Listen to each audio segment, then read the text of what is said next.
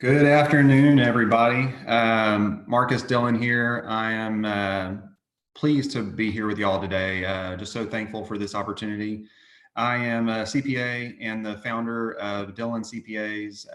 Have a lot of friends on the webinar, seeing participants come through. This is a joint webinar with our friends, the folks over at Patterson Dental. So thanks a lot to our team over there, Brad, Travis, all of y'all that we share so many mutual clients with, and just really encouraging us to kind of get this info out there and allowing us to share this with y'all, your team, and then also mutual clients and then clients. The uncertainty that we're all in right now. Just one, thank y'all for continuing to get up every day and lead your team, lead your household, lead your customer base if you're with Patterson. And so just trying to do our little part to continue encouraging you. We have been heavily invested in digesting the tax law and all the stimulus things that are coming down the pipe. And definitely wanted to share that with y'all today. The culmination of this slide deck is conversations that we've had over the last 3 weeks with our dental and medical clients, and just a lot of that plays in the slide deck. And then we're also releasing continuous updates on our website, our landing page for all the COVID stuff. And then we'll be releasing additional webinars, videos, just as we see fit. And while I would love to speak with every one of you individually, we just know that there's just not enough time in the day. And so we feel that video and webinars are a great resource to do that. So the topic of today is just 6 things dental offices need to do right now. We have, like I said, we've had these conversations over the last really 3 or 4 weeks as we've seen TDA and mandates come out. School closures really started impacting pretty quick, our office, your office. So really going to speak into that. And while some of this stuff may be seen as pretty broad, for our client base, we've spoken into a lot of their details and happy to do that for y'all as well. So if you have follow-up questions, definitely connect with our team. And then at the end of this presentation, we'll have time for Q&A. So I would encourage you, if you've got questions kind of as the webinar builds, just drop those in Q&A. We would love to share those with you. My sidekick in the office and in life, Rachel Dillon, is on the other side of this. So she's going to also help me moderate some of the questions and answers today, and also kind of throw out some polls as well. But just kind of jumping right in, the main 6 things that we'll cover today are what you could be doing in your office right now. And so this webinar will be recorded and sent to you. It'll be available on our webpage as well. So the few things that we'll cover today are consolidating your liquid resources, your cash, and looking at available cash options you might have. Preparing and updating a working budget for crisis, developing an employment strategy. So had tons of conversations around that. We'll give you our personal recommendations that we've given to our clients that have pretty much been consistent across the board on dental and medical offices. Prepare and maintain a cash flow burn rate analysis, track qualified loan forgiveness. That's a huge talking point today. With the PPP loan and different SBA loans that are now available, and just going to help kind of talk into that for you. And then also just the cloud connected technologies we'll kind of wrap up with before we go into Q&A. So jumping right in, consolidate, or yeah, you want to do a poll real quick? Yeah, we'll jump off with that. So let's go ahead and launch the poll. You should see that. I don't know, we're kind of new to Zoom webinars, just like most of you. So, what we're focused on here at our house is really good fresh Mexican food at the moment. We had Taco Tuesday last night. And so, it's, margaritas and the good kind of Corona. Can't wait to get back to those days. But just a little bit of fun before we kick off. So we'll see. It looks like all of y'all are kind of the same boat we are in. It's just the Rotel and Velveeta is not really filling the gap right now. So would encourage y'all to also frequent your restaurants too. You know, they're businesses just like us, and they're trying to stay open as much as they can. So go give those guys some love, and really encourage, you know, to kind of share it when you can. So I think that's a pretty good mark. So all the above, you know, now that either hopefully you're having lunch or maybe going to go grab some Mexican food of your own here in a little bit. So we'll see. Today's webinar is actually sponsored by Patterson, so they're sponsoring the happy hour. So the next time you see one of those guys, tell them to buy you a drink. Top Shelf is preferred, and then let them know that it was because of today. So. But we'll go ahead and jump into the fun stuff and share the results with y'all. Kind of all of the above. So fun stuff. Jumping right in, you know, we'll do consolidate as many liquid resources as possible. So what we've seen there, what we've kind of been advising our client base as far as not only the dental medical side, but just overall is looking at what you have available to you. So taking a snapshot of all of your cash positions that are in the business and trying to wrap your hands around them. Our clients, for the most part, have up-to-date financials, so they can look back a month behind or log into their accounting system at any given point and see on their dashboard where they're at that day. But some people, we realize, just don't have that ability. So we would encourage you to look at all of your cash, your checking account and savings balances that you have in the business, and then also evaluate what lines of credit you already have. Maybe you haven't drawn on them in a while, but just having a conversation with that banker to know that, one, the line of credit is still intact and it is available to be drawn on. And then two, what are the terms on that line? You know, what does the rate look like? What opportunities exist there? So just going into those cash resources fully educated is good. And then that way, as opportunities present themselves with SBA loans and other things, you already know what you got. And so really recommend kind of consolidating. I know it's not fun if you've got multiple bank accounts, multiple banks. We just see that it's a lot easier to have that kind of in one or two, maybe at max 3 places, just so you can easily transfer money back and forth from business to personal if needed. And that in times like this, when lobbies are closed and you just can't really get out, we really see that going a long way. So that's something you can do. Kind of what we'll talk into today throughout the presentation is things that you can control. So much fear and so much misinformation in the world that we're living in that would really encourage you to just kind of approach each day with what can I control? And all these are good tips that we've kind of spoken into over the last few weeks. So evaluate open lines of credit, consolidate cash savings, really monitor your cash. But before you can start monitoring it, you kind of have to know how much you have. And then that last point, consider home equity financing. That should just be done if you're out of all other options. You've applied maybe for an SBA loan and you don't know what other options might exist, but at least knowing that you do have options on your personal assets if more equity is needed for the business. So we will talk a little bit more about SBA loans in a few more slides, but just know that right now there are currently 2 main programs that are in the news and being talked about. The first is EIDL, and that's the one that is administered. You apply for it with the SBA. A 3.75 rate. It's amortized over 30 years. It was passed or introduced a couple weeks ago, and you saw that a lot of people ran out and applied. Maybe that didn't need to, and the website crashed. And we haven't seen any funding come down or even any approvals from that EIDL yet.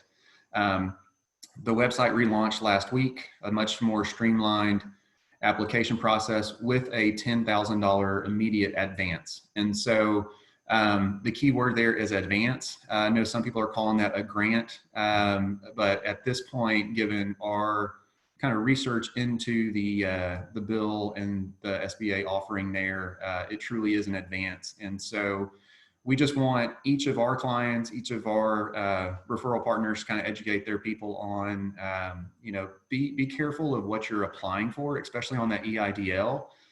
You cannot double dip, so you can't do the EIDL to pay for payroll and certain operating expenses and then go apply for a PPP for those same operating expenses, same payroll. So be very careful with what you're doing, because we do believe, we'll kind of talk about it a little bit, but we believe PPP is the right answer for a lot of our clients. If you do take the $10,000 grant, that will come up in the loan forgiveness of the PPP. So just a word of the wise. So much of this is changing on a daily basis. These weeks are very long, honestly. And so much like I've already talked to a lot of y'all individually, we are doing our best to digest it, kind of come up with our thoughts and what we feel is the most appropriate advice. And I'm only going to give you the advice that I personally would take. And so right now, EIDL, unless you just need funding, you can't use it as refi sources. It's just very, very limited. And the EIDL, the way that works as well, you won't receive all of that money you're approved for at the same time. It will come out to you in chunks, and you will be assigned a local SBA representative to kind of administer those funds over the life of that loan, over those proceeds. So a lot of misinformation out there. Just pay attention. Always recommend going to SBA Direct, their website, just to get it directly from the source. So many people have become experts overnight in payroll tax, employment law, just a variety of different things. So one word of encouragement is just know where you're getting your information. So Facebook, demo groups are not the best source.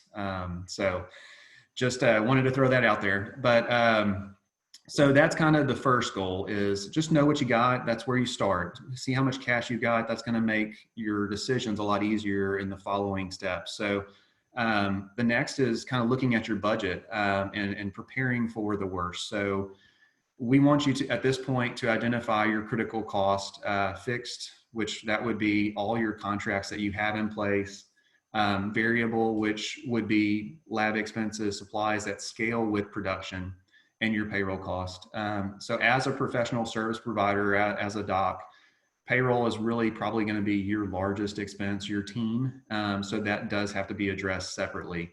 And so obviously the exercise that we've done with most of our clients over the last few weeks is identifying what's going to scale down on its own, and what needs to be discussed as far as cutting of expenses where appropriate. So the fixed, if you have a landlord situation or a management company in the space where you're at, obviously you would go and try to negotiate something with your landlord as far as a deferment of rent or a discount. We were really hopeful in the beginning. We saw some very large management companies that we knew of and had dealings with come out preemptively and said, hey, we're offering 50% discount initially for 2 months, and just pay your CAM and that other 50% and we're good. It's not even going on the backside of the loan. So a couple of clients took advantage of that.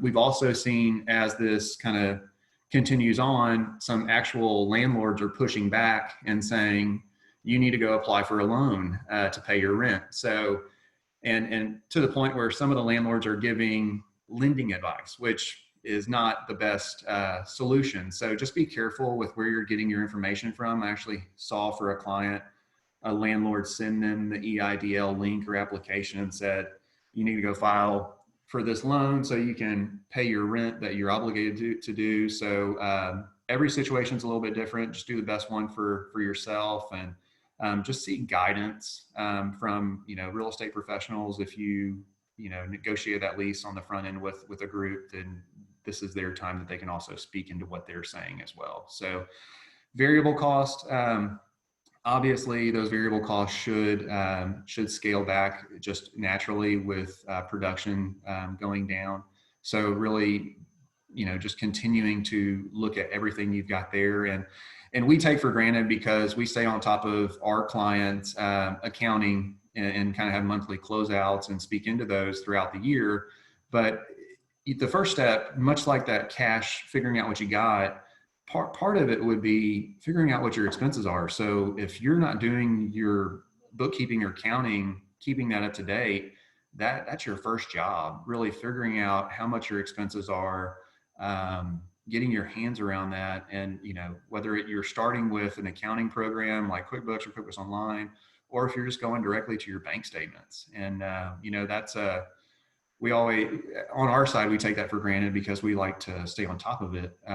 But we just realized that, you kind of have to get your hands around some of that stuff too. So, and then obviously the biggest talking point for us over the last 3 weeks has really been payroll. So payroll cost, we love it that we've had some owner doctors who feel that they have the appropriate amount of cash flow to cover their team during this time. And that is awesome. I commend you. And if that is your thinking, that is awesome.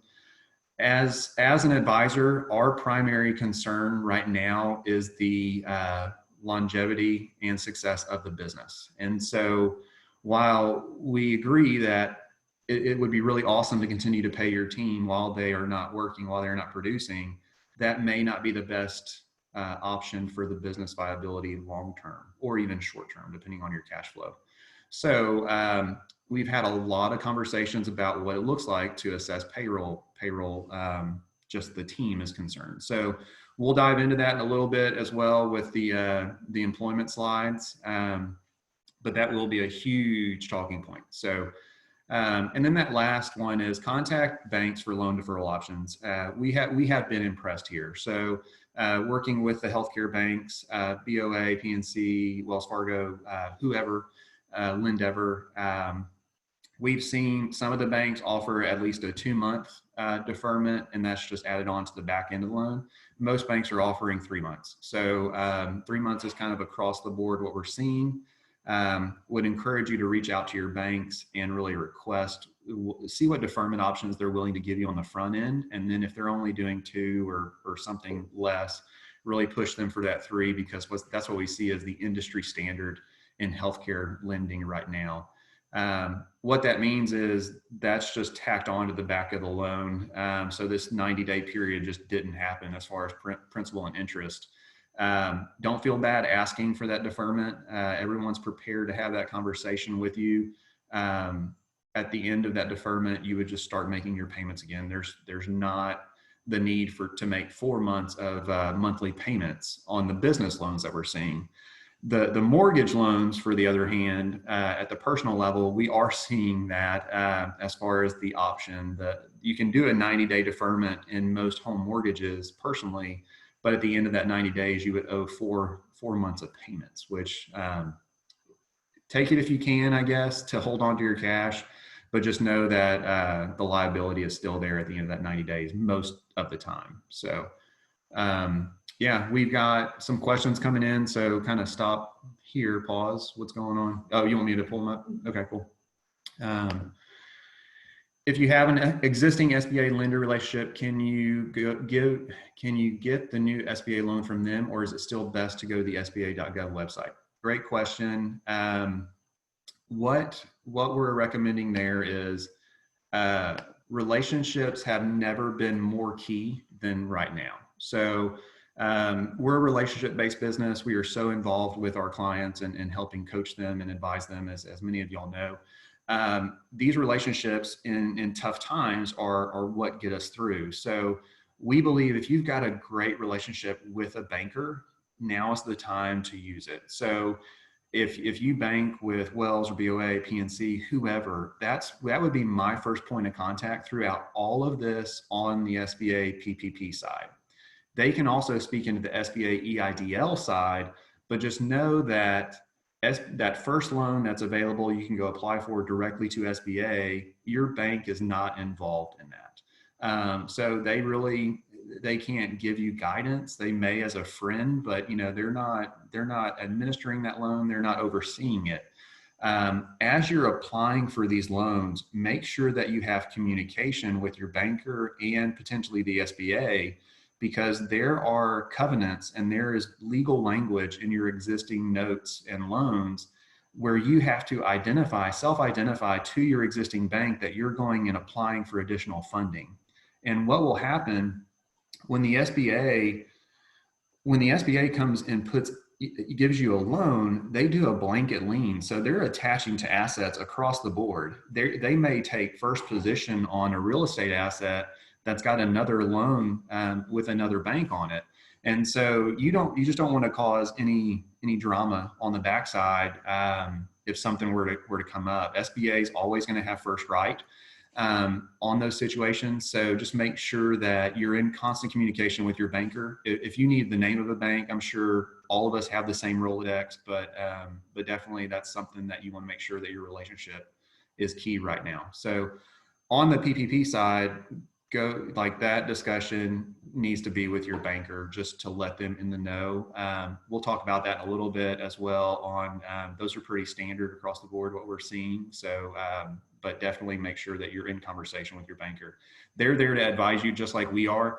And so just use that resource. So they're just as invested in your success as we are. So cool. All right. Develop an employment strategy. So guys, the past 3 weeks for us have been painful. The dental community, the dental industry has never had to have conversations typically around unemployment. And we know that many owner doctors just don't feel comfortable having those with their team. And I get it. Honestly, our industry is very similar as well as far as low unemployment rate. We are seeing this across the board. You're not the only ones having conversations with your clients. All of our offices are having those conversations. Unemployment has bubbled up as the number one way to reduce cash flow out and make sure that the business is viable long term. So what we're recommending there is make a list of vital and non-vital employees. It's going to be different for every office. Because you're closed for the most part, except for emergencies only. And even if you're not staffed, you don't have staffing hours, even if you're just on call, what does the appropriate amount of team member look like? So our recommendation has been, for the most part, to identify maybe one admin person to continue keeping the office up to speed, submitting claims if those are still not being done. That needs to be a focus. Definitely continue to get claims in. Insurance companies are working remotely, obviously, for the most part, and doing digital claims. But I would just continue to make sure that that pipeline is full on whatever claims you can submit. So kind of one admin, the other is an assistant. So we've seen some offices choose to spread that out amongst multiple employees. We've seen some offices just identify one.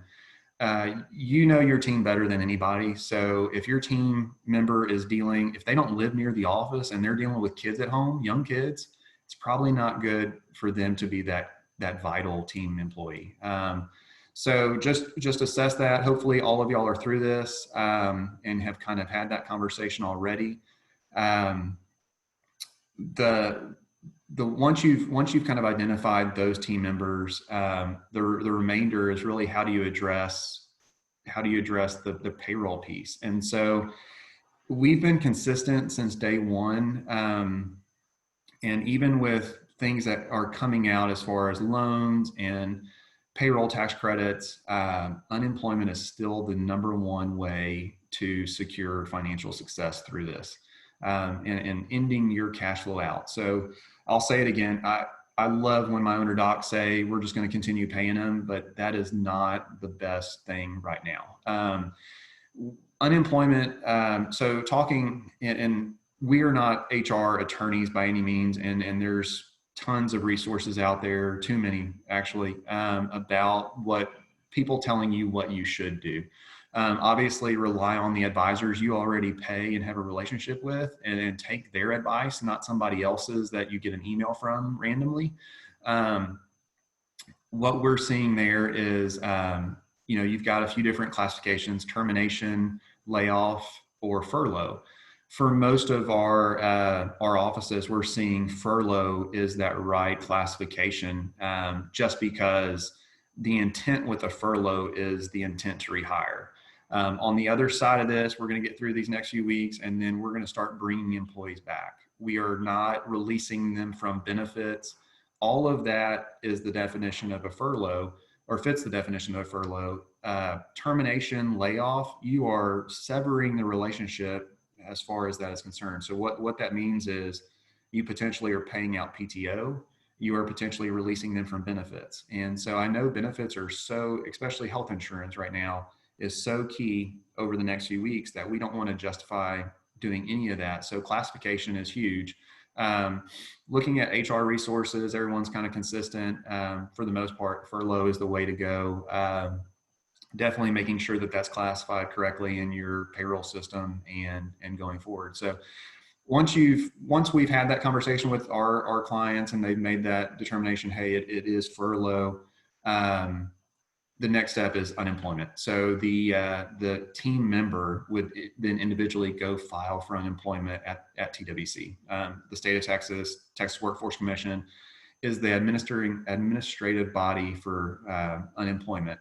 And so I'm sure many of you have already done that exercise with your team to go file for unemployment. It is going to be an individual application, and it's going to be based off historical. So their TWC calculated unemployment benefit is going to be an amount per week based off of what they've historically made, probably about half, up to around $500 a week. The great thing is on Friday, when the CARES Act passed, there's a new federal unemployment component that adds on to the state component. So an additional $600 per week flat amount is going to be pushed through and paid with the state benefit. So you may have an administrative person or an assistant who's on the low end of that, maybe only getting $100, $200 a week. They're going to get that additional $600. And then even if you got somebody on the higher end, an office manager or somebody else who's near that $500, they're going to get that $600 as well. So the maximum payout of unemployment benefits right now is around $1,100 per week. So that's helped a lot of our client officer or owner doctors kind of just wrap their head around, like, their team is going to be cared for during this, and it's not coming out of my pocket. It's coming out of the pool of unemployment insurance that I've paid into my whole career as a business owner, or the additional funds that are now being pushed through the Fed to either refill the Texas kind of pool or this additional federal money that's coming in. So just know that it is it's probably the best time ever to be unemployed as far as the dollar amount of benefits are concerned. I'm sure there's a ton of questions around that. As owner doctors, you can apply. We've had a lot of questions about, can I file for unemployment myself? And the answer is yes. If you have not opted out of filing for unemployment, you can go file for unemployment benefits yourself. On Friday, they broadened who can go apply for unemployment to where now independent contractors, 1099 individuals, gig workers can now apply for unemployment benefits under the new CARES Act. So know that is an option. What I would say there is TWC is working around the clock trying to update their application and website as much as possible. If you are one of those people who are now newly allowed to file for unemployment, just know that they may deny you initially just because the application has not been updated. We've seen that in the last few days or last week, but it's just going to be a reapply. And know that whenever they go or you go to apply for those benefits, your effective date of unemployment, your first payout of unemployment benefits may be a pretty large check, because they're gonna catch you up, so to speak.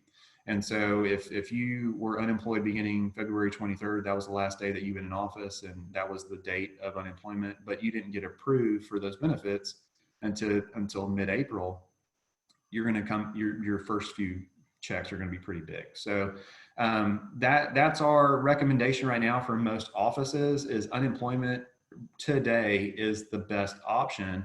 And we're going to talk about how we see PPP working as well. But right now, unemployment, which I know majority of our clients are doing for at least most of their team and potentially themselves, that's kind of our recommendation. So were there any questions on that right now? Okay. So that's the employment strategy, and really kind of leading up to right now, we know that we're closed through April.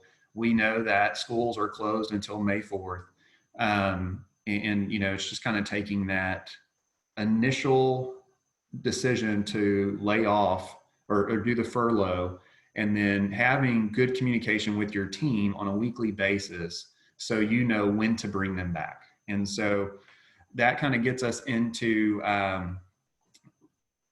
looking at what other expenses you've got going on during this time. So for our clients that we kind of care for throughout the year, we do monthly closeouts and then quarterly closeouts with kind of a coaching call and take it a step further.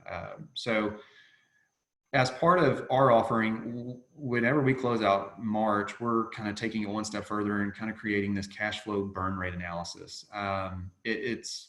They're relatively easy to do.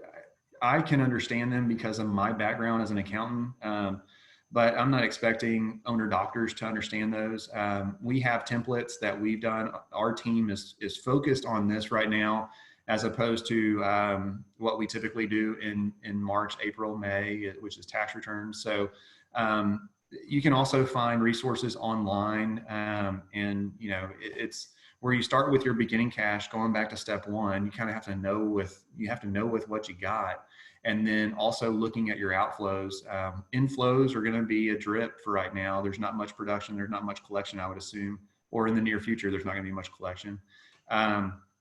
But then addressing your outflows. So, you know, getting together your historical expenses by month and then just coming up with an average. And then what we've been able to do for clients is really identify, okay, we're cutting payroll costs back, so that drops. And then on this living document, it carries the cash flow out to where, okay, if we didn't do anything, how long could we last? If we did get an injection of a loan of $200,000, how far would that be? And so we're doing that when we do closeouts on February and March. So really our recommendations right now, talking into our clients with, you know, the main thing that they can be doing for us is answering our questions. Like if we've got open items around AMAs where we're trying to get classification code, you know, answers on expenses or their credit card coded, like that's what they need to be focused on. So we can do these reports based on the best data possible. And then once we've built that, then they can just maintain it. So I think the main thing there is if you're trying to do this yourself, don't reinvent the wheel. There are templates available. We have a template. We're happy to share that with you if you'd like, if you're not in our care. And then also for the Patterson folks, if y'all just want to reach out to us, we're happy to share our resources on this, and then also the loan calculator stuff that we've got. So we've invested a ton of hours into that, and we don't want to hoard it right now like a bunch of toilet paper, obviously. So so that's where we're at. Definitely this is important. So don't want to downplay it at all, but it could get confusing really quick if you're trying to do it all yourself. So, yep. All right. So lots of questions on that. Oh, on employment. Okay. You want to, let's hold on unemployment for a little bit, and then we'll come back to that in a bit. So because we'll talk about employment coupled with the PPP, if any of those are those questions. So qualified loan forgiveness expenses. So this kind of is leading up to that PPP conversation. It's going to be our recommendation that all of our clients file for PPP. And that's where it's PPP will be the winner out of the two, as far as I'm concerned. And this is just my opinion. PPP is the better way to go over EIDL. just because it could get forgiven. And we talk about that. If we're involved in your business life, we are going to hold your hand throughout application all the way through tracking of expenses, because we want those expenses paid for and that loan ultimately forgiven. So that's where we're stepping up during this point as well for our clients. So what two kind of recommendations there are. PPP is part of the overall SBA CARES Act that was signed into law on Friday. Man, people are learning so much so fast. The great thing about this offering is it is partnering with SBA approved banks to make the money go out a lot faster. And I'm going to encourage you to just stop right now. And there is going to be plenty of money. Don't feel if someone is encouraging you to run out and apply for this as fast as possible and the money's going to run out, you need to stop listening to them. We believe that phase 4 and phase 5 of economic stimulus will essentially refill the framework that they've built over the first 1 to 2. So, and what I mean by that is if the government's going to come alongside and continue to subsidize us during this virus scare,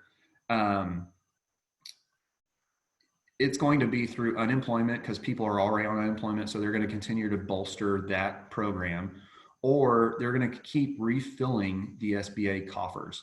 And, for them to reinvent the wheel every time a new stimulus comes out, that's just not feasible. So I think now that the hard part is done, they've got the framework in place.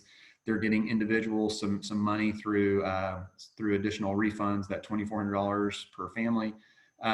That's what I believe, given all of our research on future stimulus kind of packages. So the main thing there is don't be in a panic to run out and go get this loan. One, you want to make sure that you're working with, it would be either us for our clients, or, whether it's your bookkeeper, your CPA, your payroll provider.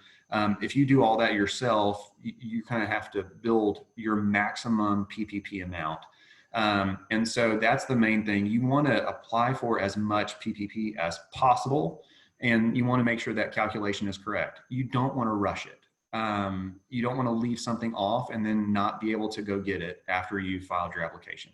So that's just that encouragement, like just breathe. Like there is not a rush on this. If it runs out of money after week 1, there will be continuous riots on Capitol Hill. And I just don't see that happening.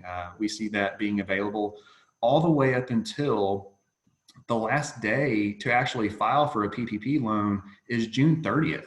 And so there may not be funds available on June 30th, granted, but you have that whole window to submit your application until June 30th. And the reason why that is so important, the reason why we're telling our clients just to stop freaking out, stop the fear, is you don't want to receive that PPP money too fast. And so if you've got all of your people on unemployment, part of the PPP is bringing them back. That's how you're going to get this forgiveness. You're going to bring your people back and pay for their payroll. You don't want those funds too soon. So given our relationships with banks, kind of being in the know on that side, SBA is planning, after the application has been approved by the bank and you're working with the bank, they're saying funding in as quick as 72 hours. That may be the case, but I want you to know that receiving that money too quick may be a burden that we don't want our people to have. So what we're kind of recommending there, and I know a lot of our clients are on this call, so you've heard me say this, and if I haven't spoken to you directly, your homework right now is figuring out the maximum amount of that PPP you can go qualify for. So it includes your payroll cost, potential 1099 producers, doctors that you're paying on a 1099, payroll taxes, insurance, retirement plans. That's what's going to build your base. So that average cost of your payroll expense, that times 2.5 times 2.5 times that amount is your PPP. We are working with our clients as agents to help them file, prepare their application with their bank.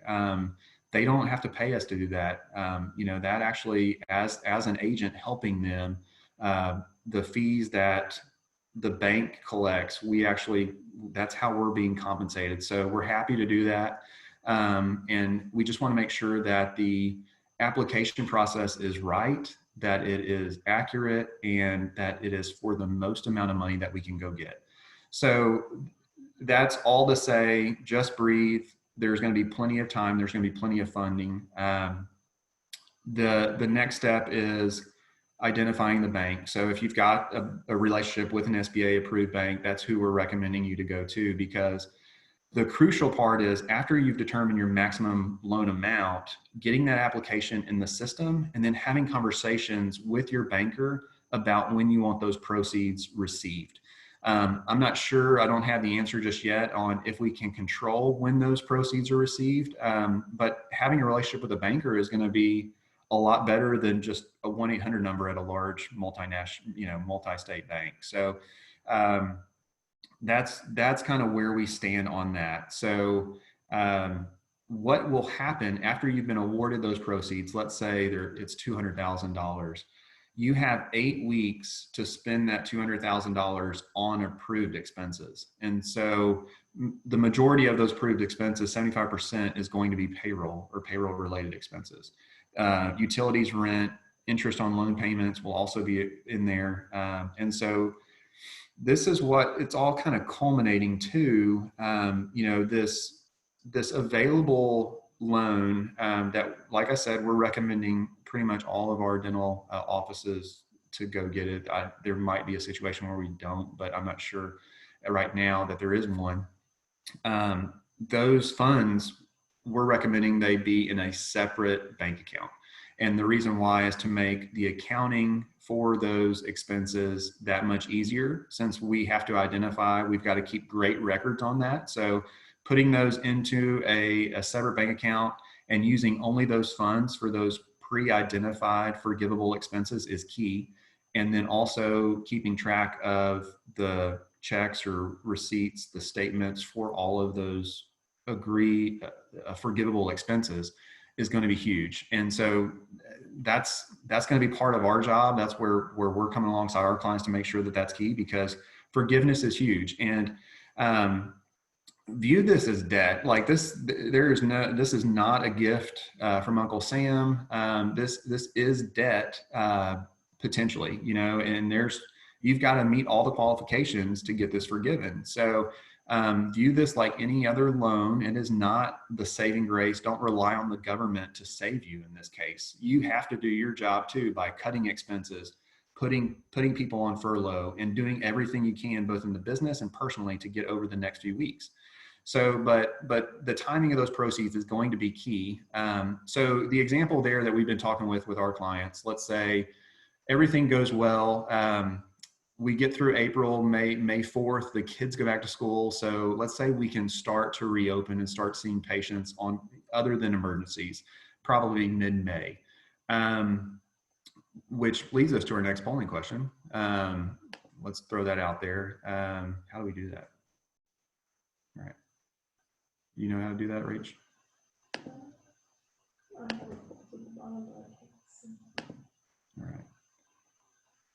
All right, we're going to throw this next one out there.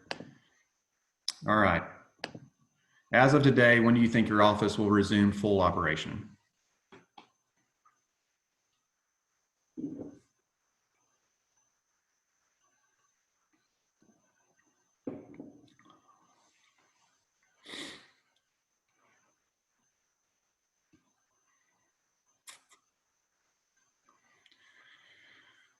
So it seems like a lot of y'all are hopeful. May's winning out right now. Let's see where the skeptics are. This is my excitement for the week now that no sports are out, right? So I'm tired of watching ESPN classics. All right, so let's end polling. Share results, 24 of y'all. I think y'all can see that. There you go. So May, right now, y'all are really hopeful. I think I shared, right? No? Can you see my screen? Yeah, you're good. Okay. So it looks like May 50%, June 36%. Gosh, man, I hope y'all are right. So if the curve flattens, we're back to life as normal. Getting back to our example, let's say kids go back to school. Yeah, right. Like that ain't happening. Like we just need to go ahead and cancel the whole school year. I don't know what they do in May anyway, honestly. Um, so let's say that the kids are taken care of. We open back up mid-May. The right timing for bringing your team back is an office by office decision. So if you're going to start seeing patients other than emergencies beginning mid-May, are you going to, there's maybe some housekeeping stuff around the office that you just haven't got to. You want your team to help with cleaning, or maybe doing some team building stuff or team trainings, just to kind of ramp back up, get people back on page. If that's the case, you don't want to pay your team. You want them to stay on unemployment for all of April. You don't want to bring them back and then dip into these PPP funds. So let's say that mid-May is the date, and we've gotten a little bit of clarity on what this curve looks like. Most of y'all are doctors and can read stuff like I can't. And so one, we know what the curve's going to do. We've got the right amount of PPE to open the doors. That's still a concern. That's where these Patterson guys, they're not the guys on the news yesterday selling masks for $1 million. I don't think so. If you are, Brad, I need a cut.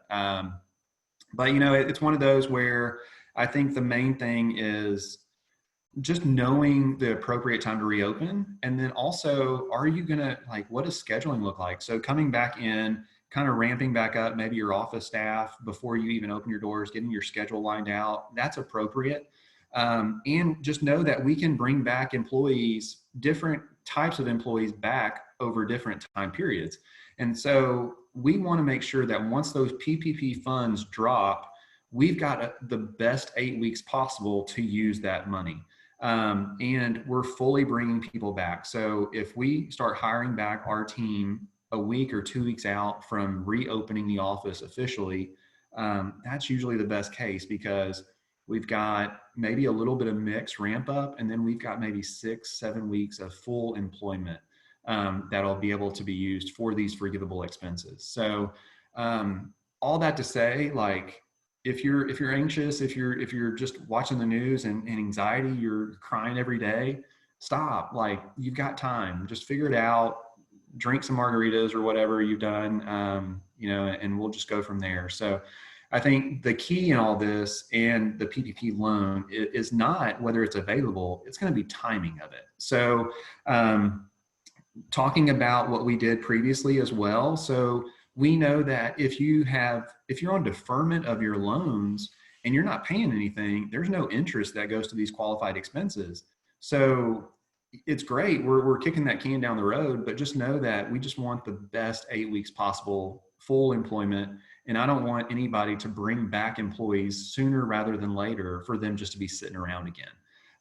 So that's why you need to keep watching what TDA, what other states are doing as far as when they'll allow you to go back to seeing a full schedule. So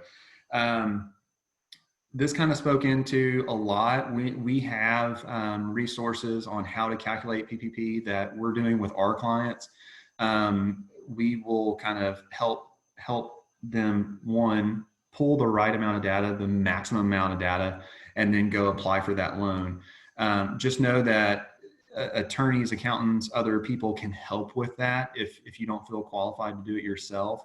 And you don't have to pay them. So there are services out there that do it. If you don't feel like you can go to your accountant or attorney or bookkeeper or payroll company and ask for that, just know that you're not alone.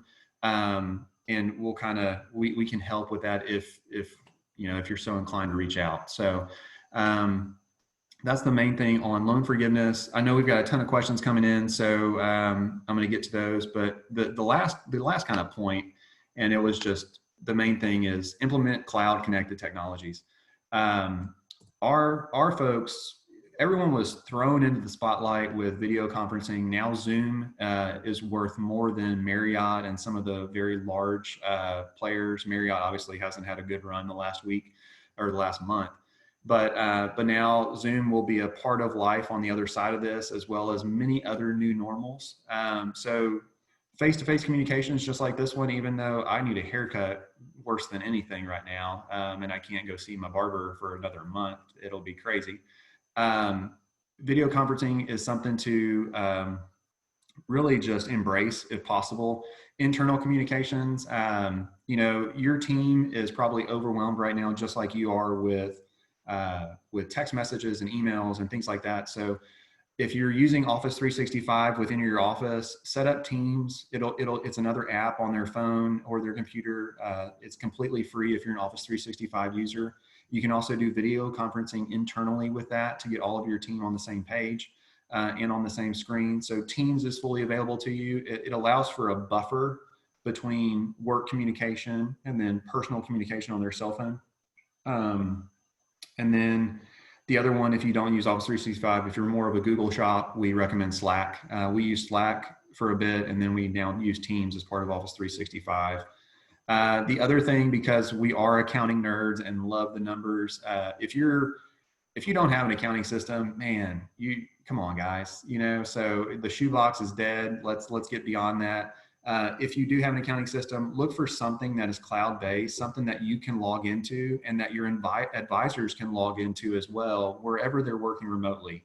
Our team is spread out all amongst Harris and Fort Bend County and Montgomery County and wherever now, at home with their kids and their dogs, just because it is what it is. And the only way that we've been able to work and keep helping serve our clients without really a hiccup is by having this right tech stack. So I'd encourage you, if you're on QuickBooks Desktop, which maybe it's time to look at QuickBooks Online. If you don't have anything at all, look at QuickBooks Online. There's other resources out there as well, but just get something. That way your advisors can really help you. The other thing that we really didn't talk about yet is just payroll. So payroll is going to be a beast beginning this quarter. If you do not feel comfortable doing payroll yourself, you're doing your 941s yourself, you work with Paychex or ADP directly, just good luck. It's going to be the biggest bear in the world dealing with. You thought that income tax and everything were changing rapidly. Payroll tax is just crazy. So we partner with ADP as a wholesale partner, and we utilize their platform because we believe in their technology. And but payroll, really look at outsourcing that beginning Q2 if you haven't already, just because with all the changes in the payroll tax law and potential credits, you don't want to file something wrong. And that kind of, we didn't talk about that today, but there are potential payroll tax credits, but we aren't really recommending that. They're part of the new tax law. We're not recommending that for our clients at this point because PPP we've run the different scenarios, and that PPP is the best option as far as coupling that with unemployment. And so that's kind of where we're at. Obviously, with all technology, we've seen tons of scams already. Do not click on anything in an email unless you trust the source, or you're going to get, you're like the Russian hackers' best dream, And so just be careful clicking on anything. If you do have any sensitive information, turn on dual factor authentication when you can. It's kind of the industry standard now. But just be very safe out there. We've seen a lot of people that maybe get a SBA loan application and they start filling it out and they have no idea what they just shared with somebody. So really trust your resources. And if I would encourage you to do anything, definitely reach out to the advisors you already work with and trust, and turn everybody else off. Go for a walk, do whatever, shoot a gun, go fishing, get your mind right. So one thing that I also wanted to talk about as far as Patterson was concerned, I talked to Brad before this, Brad Foster, and I know that they're also doing some deferment on their end as well. So if you haven't looked into deferment on their notes that they've already got set up, reach out to your Patterson rep and see what they're doing. You also want to be in great communication with your supply companies, because we want our docs, whenever those offices open back up, to be fully stocked. We don't want any concern about not having the right equipment or supplies. So rely on the resources that you've had up until this point, and make sure that you've got, you hit the ground running with your team and your your external team, your advisors, when we can. So that's all I've got today. We're going to jump into to questions. Let me see. Yeah. All right. So what you got, Rachel?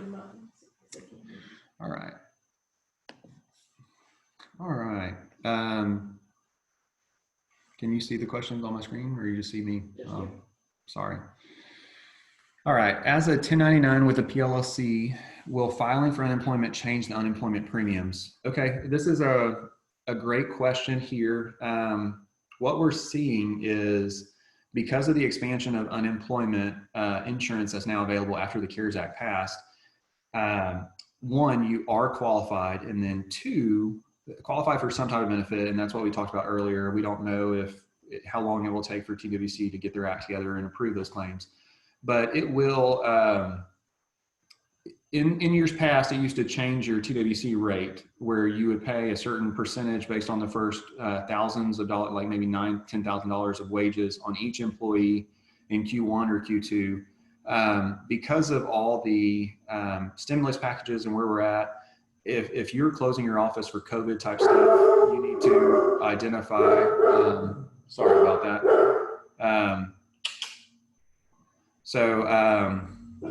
If you're closing your office for COVID and you're not alone, we have heard that they are not increasing your TWC rate by any means on the other side of this, just because that's going to be across the board. Hopefully that answered that question. If not, we'll kind of go from there. So, but yeah, that's a great question. A lot of people have asked it. So, a Facebook dental group, love those. Just love them. They're awesome. A lot of experts, maybe not experts in accounting or law, but experts in something. Says in Texas, you can work 25% or less hours and still get full benefits. Is that true? Would love for it to be true. So the way that works, a lot of misinformation there. So the 25% is key. That is true. Once you go apply for your MBA, your maximum benefit amount with the state of Texas, they're going to give you, let's say it's the max, $500 roughly. You can work and pull wages of up to $125 per week. That's where that 25% comes into play, and it will not affect your MBA, your maximum benefit amount that was calculated by TWC. You can't be an owner doc, make $4,000 a week, and then continue to pay yourself $1,000 a week and still get those unemployment benefits at the state level. What we have heard are you could go back to work partially and your TWC benefits go away and your federal $600 per week are still intact. We've heard that.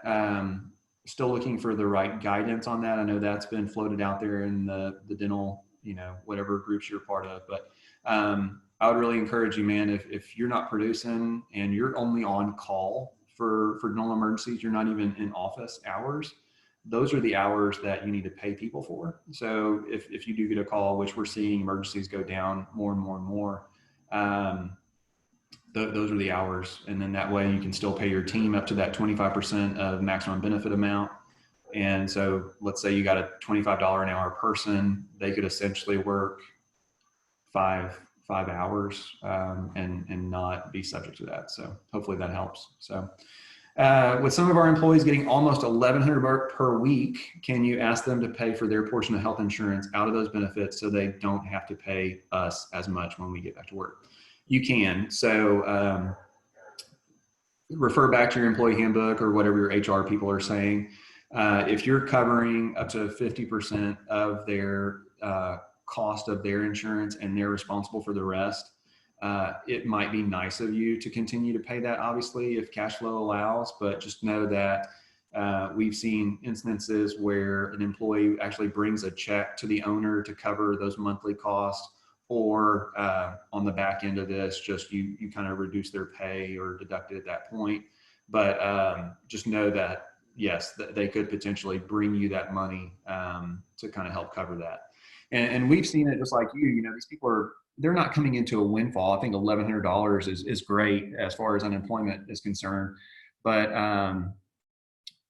that ends June 30th. So just know that a lot of skeptics have been like, they're not going to come back. They're making more sitting on unemployment than they would be in the office anyway. But If that's your concern, you probably have the wrong team member, honestly, and you probably need to address that. And why not address that now before you rehire the wrong person? I think that especially with dental and ortho, it just being a war on talent across the board. I think that's the main thing. There might be some really good people looking for jobs after this, depending on how the situations were handled leading up to this point and then throughout it. So I encourage you, like our leaders, our business owners are going to grow more as a leader throughout this as they probably have in their whole career.